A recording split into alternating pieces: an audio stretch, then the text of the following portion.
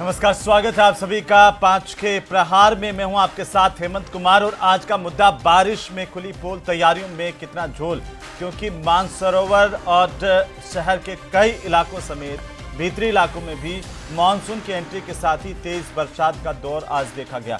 जयपुर, कोटा, भीलवाड़ा, दौसा, बूंदी समेत कई जिलों में शुक्रवार सुबह से रुक रुक कर बारिश होती रही। जयपुर में बारिश की वजह से मानसरोवर इलाके में सड़क धंस गई और इससे करीब 15 फीट लंबा गड्ढा हो गया। सिर्फ मानसरोवर ही नहीं बल्कि मुआना मंडी रोड और भी कई जगह पर इस तरह के गड्ढे देखे जा सकते हैं। आज 28 जिलों में बारिश का येलो अलर्ट जारी किया गया। चंबल के जल स्तर को मेंटेन करने के लिए कोटा बैराज के 2 गेटों को खोला गया है।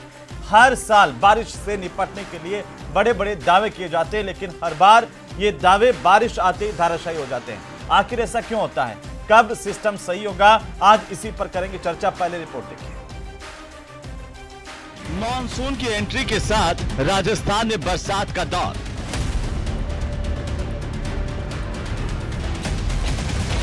बारिश से जयपुर में जाम, कई जगहों पर सड़कें धंसी। जेडी के सामने यूनिवर्सिटी पर पहली बरसात में सड़क धंस चुकी है। 28 जिलों में बारिश का येलो अलर्ट। ये नजारा सिर्फ एक जगह का नहीं, राजधानी में ऐसी कई सैकड़ों लोकेशंस हैं जहां पर कॉलोनियों में, बस्तियों में जल भराव हो रहा है, नाले चौक हो चुके हैं कचरे से। प्रशासन को अलर्ट मोड पर रहने के निर्देश। बारिश में खुली पोल, तैयारियों में झोल। तो आखिरकार बारिश होते ही प्रशासन के दावे धराशायी क्यों हो जाते हैं? तैयारियां कहां धरी रह जाती है और समय से पहले तैयारियों को पूरा क्यों नहीं किया जाता? सिर्फ कागजों में नालों की सफाई क्यों है? धरातल पर नाले साफ क्यों नहीं होते? ये सबसे बड़े सवाल। आज इन्हीं जनता के सवालों पर करेंगे प्रदेश की सबसे बड़ी चर्चा। हमारे साथ खास मेहमान जुड़ चुके हैं। भारतीय जनता पार्टी के प्रवक्ता अटल खंडेलवाल हमारे साथ हैं, प्रतीक सिंह कांग्रेस पार्टी के प्रवक्ता हमारे साथ हैं, एसपी मित्तल हमारे साथ हैं वरिष्ठ पत्रकार के तौर पर, और राजेंद्र सिंह सिसोदिया हमारे साथ हैं, एसडीआरएफ के कमांडेंट। आप सभी का बहुत स्वागत है। राजेंद्र जी, पहले आपसे शुरू करेंगे। एसडीआरएफ की तैयारियां क्या है इस बार बारिश को लेकर के? आखिरकार हर बार हम देखते हैं कि समस्याएं आती है और आप लोगों की भूमिका काफी महत्वपूर्ण होती है। बिल्कुल, बारिश को देखते हुए एसडीआरएफ ने पूरी तैयारियां कर रखी है। पहले ये टीमें 26 जून से सभी जिलों में जानी थी, लेकिन चूंकि इस बार राजस्थान में मानसून का प्रवेश समय से थोड़ा पहले हो गया, तो उसी को ध्यान में रखते हुए राजस्थान के सभी जिलों में एसडीआरएफ की टीमें रवाना कर दी गई है और 57 टीमें राज्य के अलग अलग स्थानों पर तैनात हैं, जिनके पास बाढ़ बचाव और बाढ़ राहत के पर्याप्त उपकरण हैं, बोट्स हैं और अन्य संसाधन, जो कि लोगों को अगर वो बाढ़ में फंस जाते हैं या कहीं खानी में फंस जाते हैं तो उनको उससे निकालने के लिए, बचाव करने के लिए तैयार हैं। जी, तो क्या जो समुचित नियंत्रण कक्ष का स्थापना हो चुकी है और वहां पर आप कभी भी क्विक रेस्पॉन्स करते हुए अगर कहीं से कॉल आती है आपदा प्रबंधन को लेकर के, तो आप लोग तैयार हैं पूरी तरह से?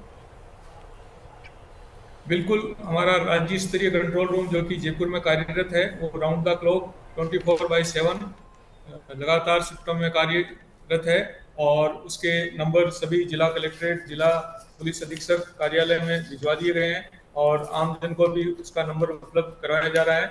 मैं आपको बताना चाहता हूं कि हमारा जो राज्य स्तरीय कंट्रोल रूम जयपुर में कार्यरत है, उसका नंबर भी मैं आपको शेयर करना चाहता हूं, 8764873114। इसके अलावा लैंडलाइन नंबर भी है 87, एक बार दोबारा दोहरा दीजिए राजेंद्र जी। 8764 8764873114 3114। तो हमारे दर्शक भी देख लें कि एसडीआरएफ की अगर आपको कोई भी सहायता चाहिए किसी भी तरीके से, अगर परेशानी आए, और प्रदेश भर के दर्शक 8764873114 इन पर आप संपर्क कर सकते हैं। और हिंदी में कहूं तो 8764873114 ये नंबर एसडीआरएफ के हैं सर, है ना? जी बिल्कुल, एसडीआरएफ कंट्रोल रूम है जो कि 24 घंटे कार्यरत रहेगा। इस पर किसी भी समय कोई इस तरह की बाढ़ से संबंधित कोई भी इत्तला है, भारी वर्षा की, कोई है कहीं बाढ़ में लोग फंसे हुए हैं, तो इसके बारे में इस कंट्रोल रूम पर इत्तला दी जा सकती है। बिल्कुल राजेंद्र जी, अगर संसाधनों की हम बात करें तो क्या पर्याप्त संसाधन है हमारे पास में, या किसी तरह की कोई कमी है जिनको पूर्ति किया जाना चाहिए? नहीं, वर्तमान परिस्थितियों को देखते हुए पर्याप्त संसाधन है और 57 टीमें एसडीआरएफ की राज्य में इस समय तैनात है और आवश्यकता पड़ेगी तो उसके लिए भी कुछ रिजर्व भी हमने रखे हुए हैं। तो उसको देखते हुए, वर्तमान परिस्थितियों को देखते हुए पर्याप्त संसाधन है। बिल्कुल राजेंद्र जी, आप हमारे साथ बने रहिए और भी मेहमान है, मैं उनसे बात कर लूँ, उसके बाद मैं वापस आपके पास आऊँगा। हमारे साथ में एसपी मित्तल साहब भी जुड़ चुके हैं और तमाम मेहमान भी जुड़ चुके हैं। मित्तल साहब, एक बहुत बड़ा सवाल ये आता है हर बार, जैसे आज भी जयपुर की हालत देखिए, अजमेर की हालत तो आप देखते ही हैं, बाकी चाहे कोटा की हालत देख लें, बूंदी की हालत देख लें या फिर बाकी जगहों की हालत देख लें, बारिश के समय एक जैसी सी नज़र आती है। कम से कम हर बार दावे करते हैं स्थानीय प्रशासन की तरफ से, ज़िला नगर पालिकाएं, नगर परिषदें, नगर निगम, लेकिन दावे धाराशायी क्यों हो जाते हैं सर? हेमंत, मैं आपके सवालों का जवाब दूंगा, लेकिन इससे पहले मैं ये कहना चाहता हूँ कि देखिए, राजस्थान जो है वो हम देखते हैं कई बार बरसात नहीं होने की वजह से हमें बहुत सारी समस्या का सामना करना पड़ता है। और 10 जून तक क्या नाम से हमने देखा कि राजस्थान के कई क्षेत्रों के अंदर जो तापमान था वो 50 डिग्री से ऊपर पहुंच गया और कई जगह क्या नाम से 40 डिग्री तक, जैसे अजमेर में भी 45 डिग्री तापमान रहा। तो गर्मी से मैं कह सकता हूँ कि ये जो बरसात का दौर चला है, जिसको हम प्री मानसून भी कह सकते हैं, उससे तो हमें गर्मी से राहत मिली है। दूसरा ये जो कि पानी की जो किल्लत का जो क्या नाम से प्रदेशवासियों को जो सामना करना पड़ रहा था, उससे भी हमें थोड़ी राहत मिली है।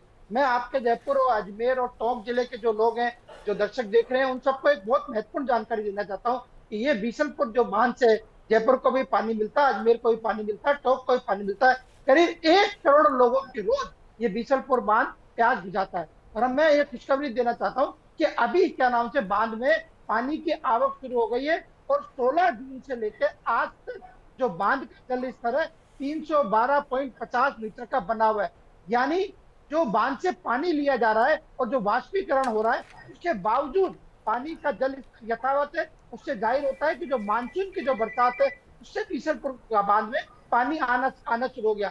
जैसा अभी आपने रिपोर्ट में ही बताया कि कोटा बैराज के दो गेट खोल दिए, तो मुझे लगता है कि ये तो एक सकारात्मक बात है जो हमें क्या नाम से प्रदेश भर के लोगों को स्वागत किया जाता है।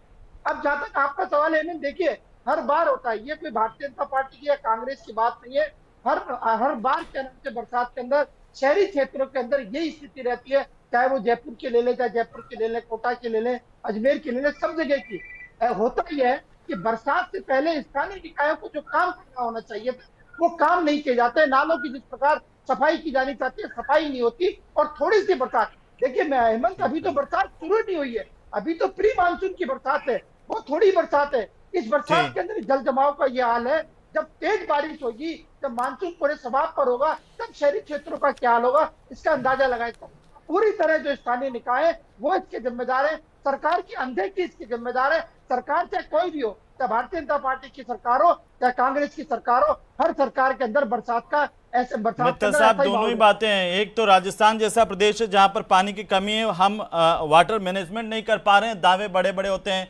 एक्सेस पानी, पिछली बार भी हमने देखा 2024 में भी बारिश जो है उम्मीदों से ज्यादा हुई, हमारे पूरे बांध लबालब हुए। उसके बावजूद आज गर्मी के मौसम में देखिए कई जगह पर भारी पानी की कमी, पेयजल की कमी, उससे हम जूझ रहे हैं। इसका मतलब हम पानी को लेकर के जरा भी संवेदनशील नहीं है। दूसरी बात है कि बारिश हो जाए, ज्यादा हो जाए तो दिक्कत है, कम हो जाए तो दिक्कत है। ज्यादा हो गई फिर भी पेयजल की समस्या, कम हुई तब भी पेयजल की समस्या, और ज्यादा हुई तो ये जनता के लिए आफत और बन जाती है। जी हेमंत, आपका सवाल देखिए बिल्कुल वाजिब है। सरकार ने अभी जो क्या नाम से वंदे गंगा जल संरक्षण अभियान चलाया, इसकी शुरुआत कब से करी? इसकी शुरुआत 5 जून से की, जबकि इसकी शुरुआत मई से हो जानी चाहिए थी। मैं तो कह रहा हूं इसकी शुरुआत हो जानी चाहिए थी जनवरी से। अगर हम इतने ज्यादा चिंतित होते पानी को लेकर के, और जनवरी से लेकर के फरवरी, मार्च, अप्रैल, मई तक सारे बांध और सारी चीजें हमें साफ कर लेनी चाहिए थी, बावड़ियां साफ कर लेनी चाहिए थी। लेकिन ये क्या होता है, सिर्फ धरातल के ऊपर ऊपर होता है। ऐड बनाते हैं, विज्ञापन बनाते हैं, बड़े बड़े अच्छे अच्छे वीडियो बना लेते हैं, 2-2 तगारी जो है खोदते हुए। हर बार नेता यही करते हैं और हर बार जनता को बेवकूफ समझते हैं कि जनता ठगी जाती है। कोई बावड़ियां वैसी की वैसी हालत, आप दिल्ली से जाइए जयपुर, रास्ते में ऐसी ऐसी बावड़ियां मिलेगी जिन्हें पूरा पूरा कचरा भरा हुआ है, कोई देखने वाला नहीं है।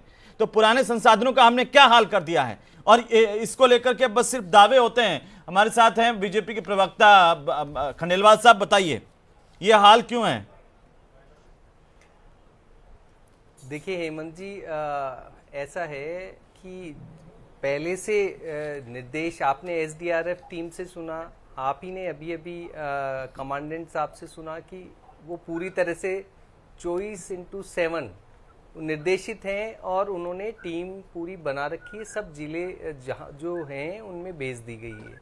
इसी तरीके से एनडीआरएफ टीम को भी भेज दिया गया सर। वो बचाव का काम करते हैं, वो आपदा आती है तब आप आपदा की स्थिति पैदा क्यों करते हैं? सवाल ये है, उनका काम बहुत बाद का है सर। नहीं, उनका काम तो तब है जब आप लोग सारे फ्लॉप हो जाते हैं, हमारा सिस्टम पानी पानी हो जाता है, हम सब फ्लॉप हो जाते हैं, तब एसडीआरएफ और एनडीआरएफ का काम शुरू होता है। और उनका काम होने का मतलब हम फ्लॉप हैं। सबसे बड़ी बात यह है, देखिए आप अगर देखेंगे, जयपुर की मैं बात कर लूं तो जी बोलिए सर। देखिए ऐसा है, जयपुर की बात कर लें अपन तो हमारा काम आप जैसे कह रहे हैं कि जनवरी से पहले से शुरू हो जाना चाहिए था। तो कुछ जगह देखिए पूरा पहले तो उसको देखा गया कि कहाँ पर कहाँ नालों की सफाई होनी है, कितने नाले किस जगह क्या है, वो सारा का सारा आप गोपालपुरा बाईपास पे द्रव्यवती नदी पे जो हर बार डैमेज हो जाता था उसको पहले से रेक्टिफाई किया गया है। महारानी फॉर्म का काम चल रहा है, विद्याधर नगर में सीवरेज का काम चल रहा है। तो आप अगर वैसे देखेंगे तो काम चल रहा है। और ये जो देखिए बहुत सारी जगह, मान लीजिए पुरानी सड़क बनी हुई है और वो धंस गई, तो ये ठीक है कि पहली बारिश में ये धंसी है, इसको ठीक मरम्मत के लिए बकायदा हर एक कलेक्टर पहले से देखिए जो 16/5/2025 में हर एक कलेक्टर्स को निर्देशित कर दिया गया था, बजट अलोकेट कर दिया गया था कि भाई विशेष बजट 25 करोड़ 45 लाख रुपए है हर जगह पर। 20-20 लाख रुपए बाढ़ प्रबंधन के लिए भी दे दिए गए थे संभाग लेवल पे। ये नहीं काम चल रहा है। ये जो अचानक से बारिश आती है एक बार में, उसको निस्तारण कितने टाइम में होता है? अब की बार बारिश से कहेंगे कि आपको बाकायदा एक पत्र लिखा करें कि हम आने वाले हैं और 5 महीने पहले एक पत्र लिख दें और बाकायदा चिट्ठी संलग्न करते हुए माननीय आप सभी का अनुरोध है कि बारिश आने वाली है, आप सतर्क हो जाएं। तो अचानक ही आती है सर बारिश, तो बारिश है वो तो हमें ध्यान रखना है कि वो कभी भी आए, हम सतर्क रहें। और खंडेलवाल साहब ये देखिए एक जगह की बात नहीं है। अगर मैं सरकार की तरफ से पक्ष लेकर के बोलूंगा, मैं कहूंगा काम चल रहा है, लेकिन मैं अगर जनता के दर्द को बोलूंगा तो मैं कहूंगा ये काम नहीं चल रहा है, ये जनता परेशान हो रही है और आए दिन परेशान हो रही है। अगर काम चल रहा होता है तो लोग परेशान क्यों होते? आप मुझे बताइए, उद्योग भवन से लगा करके गांधीनगर मोड़, टोंक रोड और ग्रेटर नगर निगम के ठीक बाहर, वहां से लगाइए एसएमएस अस्पताल और ये पूरा इलाका नारायण सिंह सर्किल, वहां तक सब वीवीआईपी जहां रह रहे हैं वहां पानी भर रहा है। सर क्या हाल है ड्रेनेज सिस्टम के जयपुर के, जिसे हम विश्व स्तरीय शहर की बात कर रहे हैं और कब से कर रहे हैं? ये आपके वक्त से नहीं, कांग्रेस के समय से भी कर रहे हैं प्रतीक जी। और मैं इसे पार्टियों में नहीं ले जाना चाह रहा खंडेलवाल साहब। हेमंत जी, प्रतीक जी। हेमंत भाई जब भी मौसम बदलता है हम इसी तरीके की चर्चा करते हैं। आपको याद होगा जब गर्मी की शुरुआत हुई थी, भीषण गर्मी पड़ रही थी, तब भी आप और हम बैठ के यहाँ पे चर्चाएं कर रहे थे कि सरकार ने जो जरूरी बंदोबस्त करने चाहिए थे लू से बचने के लिए या बिजली के लिए, वो पर्याप्त बंदोबस्त नहीं किए थे। आज फिर हम यहाँ बैठे हुए हैं, बरसात अभी शुरुआत हुई है और उसके बंदोबस्त के लिए। मैं मानसरोवर से खुद आता हूं, मेरी गाड़ी खुद गड्ढे के अंदर फंस गई थी, दूसरी गाड़ी लेकर के मैं यहाँ आया हूं और मैंने ट्वीट भी किया था रास्ते में, आपने देखा होगा ट्विटर पे। पानी भरा हुआ है। मानसरोवर की हालत ये है कि जो प्रमुख सड़कें हैं वो 6-6 महीने से खुदी हुई हैं। अगर सड़कें खुदी रहेंगी तो सड़कें धंसने का बातें आम हो जाएंगी। और ये कोई आम इलाका नहीं है, ये मुख्यमंत्री का निर्वाचन क्षेत्र है जहां से निर्वाचित होकर के भजन लाल जी मुख्यमंत्री बने। तो आप इससे अंदाजा लगा लीजिए अगर मानसरोवर की स्थिति ये है तो पूरे राजस्थान की स्थिति क्या होगी। जिन सड़कों की बात कर रहे हैं जो धंस गई है, जो आप मुहाना मंडी की बात कर रहे हैं, उससे लगते हुए इलाके में मैं रहता हूं, तो वो सड़क जो है पिछले 3-4 महीने पहले ही बनी है और वो थोड़ा सा हिस्सा नहीं धंसा है, वो पूरा एक लंबी चौड़ी सड़क पूरी धंस चुकी है। अगर हम इधर आपके गंगा जमुना पेट्रोल पंप की मैं तस्वीरें दिखा रहे हैं हम लोग, अगर गंगा जमुना हाँ वो पूरी एक सड़क धंस चुकी है। और वहां पे आप प्रमुख सड़कें जो मानसरोवर आप जाइए, प्रमुख सड़कें अभी या तो बनी है या 6-6 महीने से सड़कें खुदी हुई हैं। सड़क बनने का नाम ही नहीं, खोद दिया, काम किया नहीं, छोड़ दिया। प्रतीक भाई मानसरोवर के हाल नहीं है, ये मुहाना मंडी, गांधीनगर मोड़, उद्योग भवन, ये चार दीवारी के भीतर के भी ऐसे हालात हैं। ड्रेनेज सिस्टम दम तोड़ चुका है और वो एक दिन में नहीं तोड़ा होगा। मैं मानसरोवर रहता हूं, इसलिए मुझे पता है कि वहां की जो सड़कें हैं वो 6 महीने पहले खोद दी गई। ये सारी नहीं, बिल्कुल आपकी बात सही है, लेकिन मानसरोवर मैं इसलिए उसको एग्जांपल ले रहा हूं कि वो मुख्यमंत्री का निर्वाचन क्षेत्र है, तो सारे अधिकारियों की पहली नजर जो होती है वो मुख्यमंत्री के निर्वाचन क्षेत्र पे होती है। जो प्रमुख सड़कें हैं वो 6 महीने पहले खोद दी गई, उसको बनाने का, उसको गड्ढों को भरने का उसका कोई सुध ले नहीं रहा है। मेरी खुद की गाड़ी अटक जाती है पानी के अंदर, जो जल भराव के कारण मैं खुद 15 मिनट यहां पर देरी से पहुंचा हूं। तो मुझे समझ में नहीं आता कि ये मुख्यमंत्री के अगर निर्वाचन क्षेत्र की हालत ये है तो पूरे जयपुर की या पूरे राजस्थान की क्या हालत होगी। आप टोंक रोड पे जाइए, जयपुर नगर निगम जो ग्रेटर है उसके बाहर पानी भरा हुआ है, वो अपने कार्यालय के बाहर तो पानी भराव से रोक नहीं पा रहे, वो पूरे जयपुर को क्या रोकेंगे। इसी से आप समझ लीजिए कि नगर निगम ना तो नालों की सफाई करा पाया है और ना कुछ और करा पाया है, इसीलिए ये सारी परिस्थिति हमको देखनी पड़ रही है। और सरकार सोई हुई है, आप कहीं भी देख लीजिए सरकार सोई हुई है, सरकार कहीं भी काम करते हुए नजर नहीं आती। चाहे सर्दी का मौसम आता है तो हमें बात करनी पड़ती है, गर्मी का मौसम आता है तो आपको बात करनी पड़ती है, अगर अब बरसातों का मौसम आया तो बात करनी पड़ रही है। और अभी तो 2% भी बरसात नहीं हुई है, अभी तो पूरा मानसून का सीजन बाकी है। तो मुझे लगता है जयपुर वासियों के लिए, राजस्थान वासियों के इसलिए इस बार शायद बरसात आपदा बनकर के ही आने वाली है, जिस तरीके से सरकार का और प्रशासन का रुख है। खंडेलवाल साहब, कोई जवाब हो कि पिछली बार हमने देखा था कि मुख्यमंत्री जी कैसे बारिश के बाद निकले थे अलग अलग जगहों का दौरा करने, उन दौरों वाली हालत में भी वही है जहां पर मुख्यमंत्री जी निकले थे और कहा था अधिकारियों को कि आप भी दौरा करके आए, तो अधिकारी भी एक पूरी बस में सवार होकर के हमने देखा था। बदला क्या असर, ये बताइए। हेमंत जी देखिए, पहली बात तो कि जो प्रतीक जी ने अभी बातें की, ये कह रहे हैं 15 मिनट में लेट आया है स्टूडियो में, तो ये तो हमारे साथ ही जुड़े हुए हैं, तो केवल बोलने से थोड़ी होता है। और जो आपकी, और जहां तक आपकी बात है कि जब तेज बरसात है उस वक्त अगर कोई आज अभी आप अपने पत्रकारों को भेजो, आप जो भी हैं, और उनको बोलो कि अब कितनी जगह पर पानी ठहरा हुआ है, आपको आश्चर्य होगा कि अगर उस वक्त वो मान लो 20 जगह पर था तो अभी 5 जगह पर मिलेगा आपको। वो 5 जगह भी हमारी नाकामी है। अगर वो 5 जगह पर है तो हम उसको ठीक करेंगे। और रही बात, अगर आप बात मानेंगे ही नहीं प्रतीक जी, एक और तो आप अपनी कमी अगर नहीं मानेंगे तो आप उसमें सुधार अरे क्यों नहीं मान रहे, हम कह रहे हैं ना 5 जगह है तो उसे ठीक करेंगे ना हम। अच्छी बात है कि हमें पता चल जाए। और दूसरी बात, केवल झूठ बोलने से थोड़ी काम चलता है कि 15 मिनट लेट आया, दूसरे की कार में आया, ये सब इमोशनल बातें। और ये क्या न्यूज चैनल पे ऐसी बात करना। रही बात, इन्होंने बहुत अच्छी बात बोली, सुनिए प्रतीक जी ने कि काम चल रहा है, इन्होंने कहा काम चल रहा है बहुत सारी जगह। अरे सुन तो दो, आपकी गलती पकड़ी गई तो अब आप ऐसे बोल रहे हो, मेरे को बोलने तो दो। मैं यही बोल रहा हूँ कि ऐसे केवल ऐसे चीखने से तो न तो वो सही होगा। अरे तो आप झूठ क्यों बोलते हो फिर? आप बोल रहे 15 मिनट डिले आए थे। अरे 15 मिनट डिले आए हो आप, यहाँ साथ कर रहे हो, झूठ बोल रहे हो आप।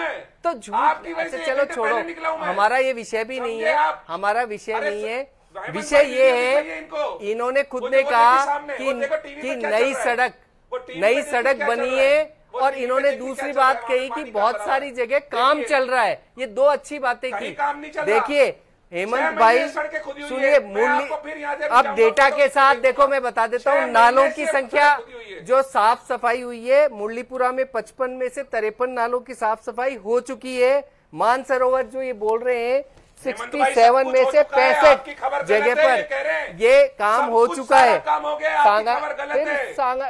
कोई खबर नहीं, डिबेट कर रहे हैं ये कह रहे हैं। अरे फिर वही बात, खबर क्या नहीं, मैं डिस्कशन करने आया हूँ, हमारे काम बताने आया हूँ जो हम कर चुके। और अगर उसमें कोई कमी होती है तो कमी जो होती है उसको ठीक किया जाता है, और ठीक करेंगे भी।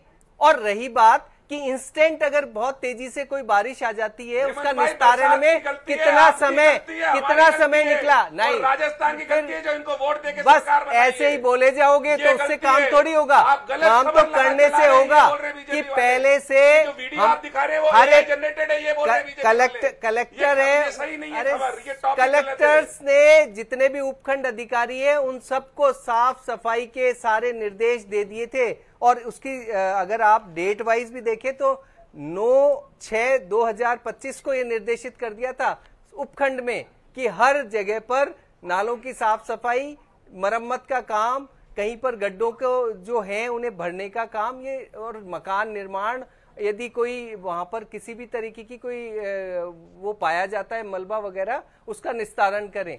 तो सरकार का यही काम होता है। और रही बात कि अगर बता दिया कि आप जो नहीं कर रहे हैं वो गलत तरीके नहीं, कौन मना करता है कि पानी नहीं भरा?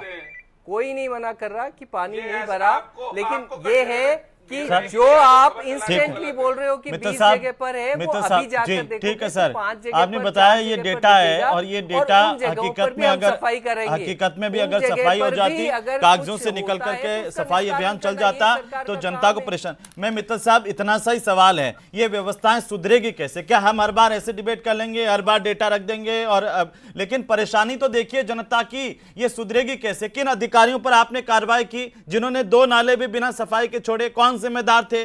पिछली बार आपको याद होगा मित्तल साहब, एक मासूम बच्चा नाले के ढक्कन में बह गया था जयपुर में। जयपुर के हालात बता रहा हूं, बाकी करौली और कितने हादसे वो मैं अनगिनत है वो आप ये, और मैं इसको राजनीति में नहीं डालना चाह रहा।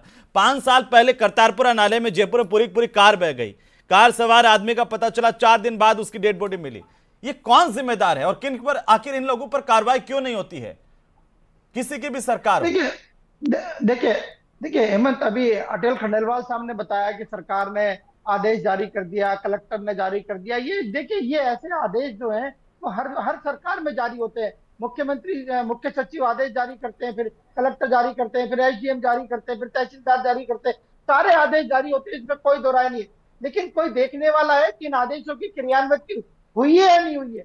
जब ये कह दिया गया कि बरसात से पूर्व नालों की सफाई हो जानी चाहिए थी, तो कौन देखने वाला है कि नालों की सफाई हुई या नहीं हुई?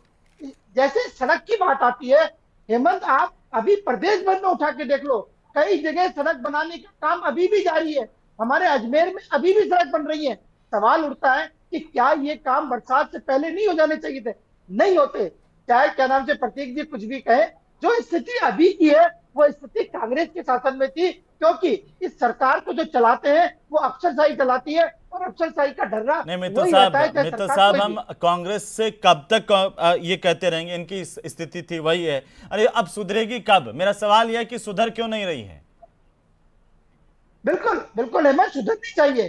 क्यों नहीं सुधर रही? अटल जी कब लेकर के आएंगे आदेश की? देखिए, हमने नाला नहीं सफाई करने वाले 5 अधिकारी घर भेज दिए हैं, बर्खास्तगी के ऑर्डर है राज्यपाल के नाम से लेकर के आए हूं। ये कब होगा?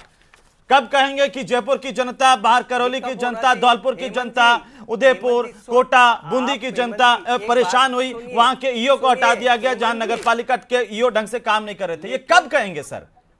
हटाइए ना, कार्रवाई कीजिए, संदेश दीजिए। ये क्या, सुनिए मेरी बात, मैं आपसे ये अभी कह सकता हूं, लेकिन ये आज पहली बारिश हुई।